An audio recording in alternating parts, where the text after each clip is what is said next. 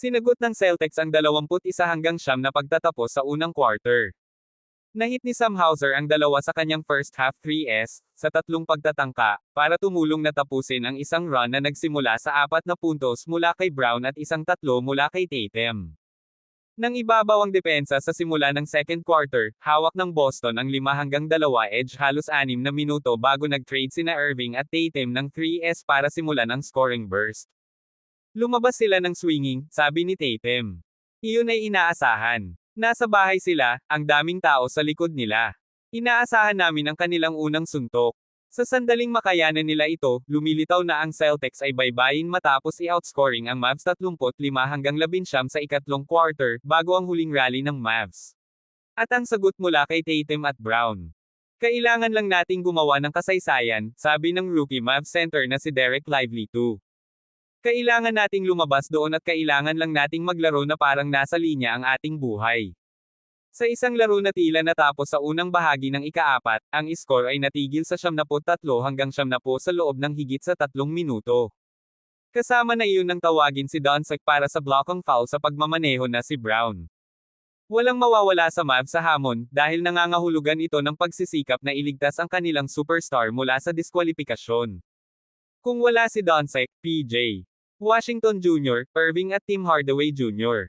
ay nagkamali ng tig-3 pointer sa huling minuto habang umabot sa 13 laro ang personal na sunod-sunod na pagkatalo ni Irving laban sa kanyang dating koponan. Nagkaroon kami ng magandang pagkakataon, sabi ni Doncic. Naging close kami. Hindi lang nakuha. Sana nasa labas ako. Handa na ang isang masiglang tao sa Dallas para sa una nitong laro sa final sa loob ng 13 taon, kasama ang Super Bowl winning quarterback at fan ng Mavs na si Patrick Mahomes ng Kansas City Chiefs na madalas na umaalis sa kanyang upuan malapit sa midcourt. Ginamit ng Mavs ang kinakailangang tulong mula sa dalawang talo sa Boston, na kinuha ang kanilang pinakamalaking pangunguna sa serye habang nauubusan sa 22-9 lead. Sina Doncic at Irving ay nagmaneho para sa mga balde habang nataman din ang tig-3 ng tig-3. Nanguna ang Boston sa 71-70 sa pagtatapos ng 20-5 run sa kaga ng fourth quarter bago sumagot ang Dallas ng 22-2 spurt para makaabot sa 1 punto may third kalahati minuto ang natitira. Ang problema ay, nakuha ni Luka Doncic ang kanyang ika-6 na foul sa nalalabing 12 minuto pasado, 4 nang hindi nagtagumpay ang isang hamon bago si Kyrie Irving, na umiskor ng 35 puntos, ay tumama sa isang jumper upang makuha ang Dallas sa loob ng isa.